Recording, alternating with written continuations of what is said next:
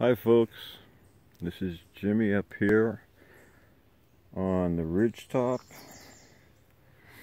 in Vermont, looking at an ancient mound built by an ancient people. There are many mounds in this country, and some of them are pyramid shaped, some of them are 600 feet in diameter. Some of them are huge and have copper implements in them and kings with crowns. Well, this is a mound, and it's easy to overlook, especially when there's tons of leaves and debris on top of it. And you can find them in conjunction with standing stones that look very similar to each other.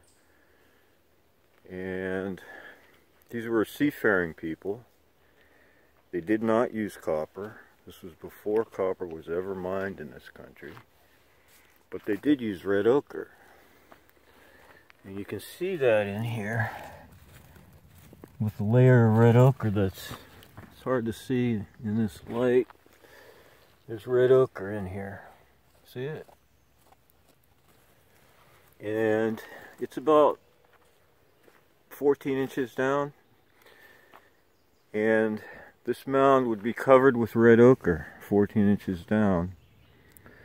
I found carved artifacts in these layers here, and white quartz carvings of, I found one stone with a mammoth on one side and a long-haired ox on the other side, ox type creature, which kind of dates these mounds as being very ancient. This stone was found right in the red ochre layer. I left it there. You can see the red dye on it. The sun's just coming up. They face east. And these mounds would have, at one time, probably held a burial. Long time ago. Probably 9,000 BC.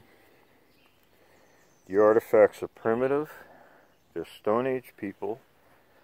No arrowheads here. None. And all these stones came out of this hole here, which my dog opened up. You can see what they used. They made stone axes out of the stone that was quarried right here. Quartz. There was plenty of quartz up here, and they carved these things and used them as tools, I'm sure. These stones were taken out above the red ochre layer, most of them, and they put chip stones as layers on top of these mounds also.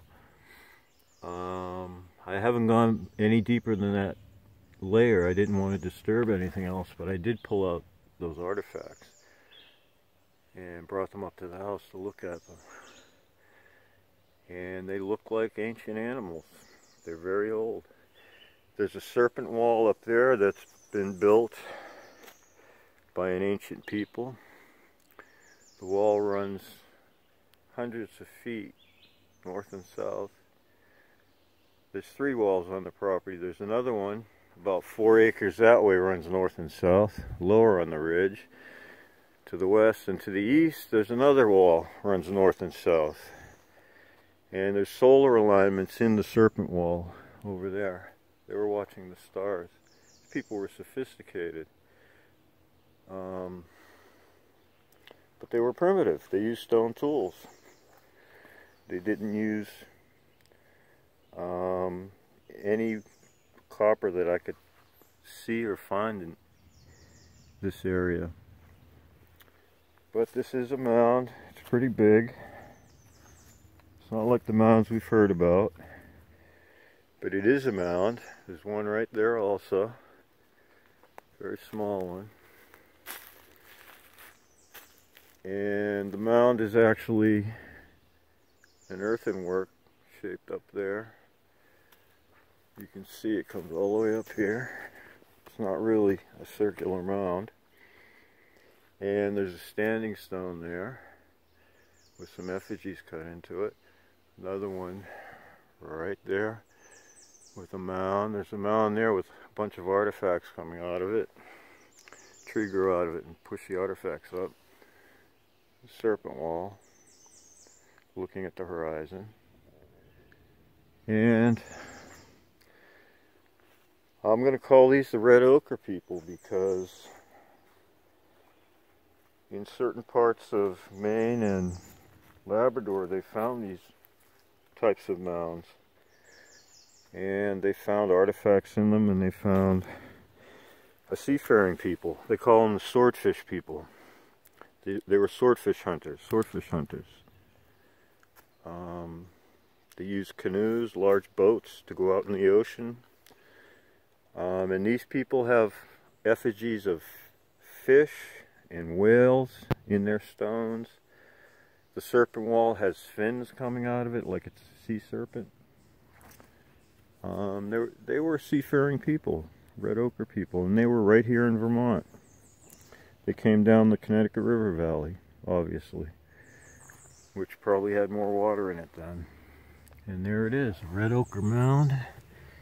And I'll show you, right there is the layer of red ochre.